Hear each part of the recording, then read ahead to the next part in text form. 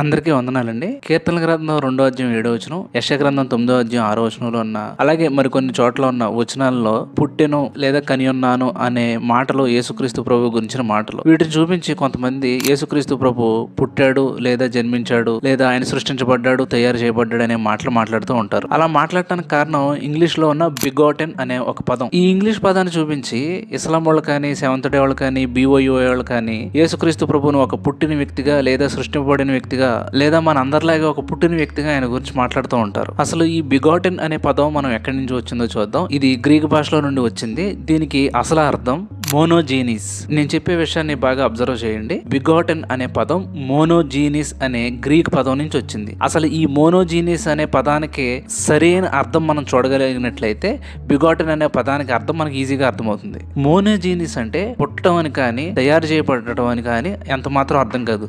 దాని ఒరిజినల్ అర్థం వచ్చేసి ఒక్కడే ఉన్నవాడు, ప్రత్యేకముగా ఉన్నవాడు, అతని వంటివాడు ఎవడూ లేడు, అద్వితీయ దేవుడు, ఒక ప్రత్యేకమైన వాడు అనే అర్థాన్ని ఇచ్చే పదం అది. మరి అసలు సమస్య ఎక్కడి నుంచి వచ్చిందంటే KJV ట్రాన్స్లేషన్ లో ఉన్న ఓన్లీ బిగాటెన్ అనే పదం లాటిన్ వల్గేట్ నుంచి తీసుకోవడం జరిగింది. ఆ పదం లాటిన్ లో యూనిజెనిటస్ అని ఉంటుంది. ఈ యూనిజెనిటస్ అనే దాని నుంచే ట్రెడిషనల్ థియాలజికల్ టర్మ్ లో ఇంగ్లీష్ ట్రాన్స్లేషన్ లోనికి తీసుకోవడం జరిగింది.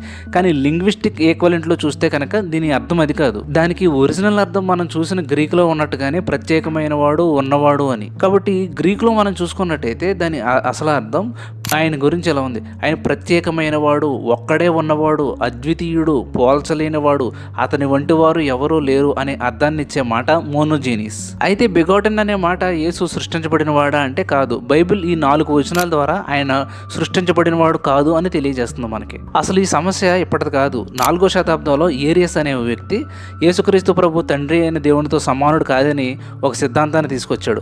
ఆ సిద్ధాంతాన్ని నైసియన్ క్రీడ్ ఖండించింది. అప్పుడు నైసియన్ క్రీడ్ కంక్లూడ్ చేసింది ఏంటంటే బిగాటెన్ అనే పదానికే ఆయన పుట్టినవాడు కాదు, ఆయన శాశ్వతుడైన దేవుడు అని నిర్ధారించింది. మరి బెత్లెహేంలో యేసుక్రీస్తు ప్రభు పుట్టాడు కదా అంటే అక్కడ దాని అర్థం ఏంటంటే దేవుడు మానవ శరీరాన్ని ధరించుకున్నాడని అర్థం. కాబట్టి బిగాటెన్ అంటే నీలాగా నాలాగా పుట్టినవాడు కాదు, ఆయన శాశ్వతుడైన దేవుడు. యోహాను సువార్త 1వ అధ్యాయంలో మనకు ఉన్నట్లుగా వాక్యాన్ని శరీరాన్ని ధరించుకుని శాశ్వతుడైన దేవుడు, దేవుడే దేవుడుగా ఉద్భవించాడు. కాబట్టి బిగాటెన్ అంటే గ్రీకులో మోనోజీనిస్ అంటే ఎవరితోనూ పోల్చలేని శాశ్వతమైన దేవుడు. దేవుడు ఈ భూలోకానికి వచ్చిన శరీరధారి అయిన దేవుడు.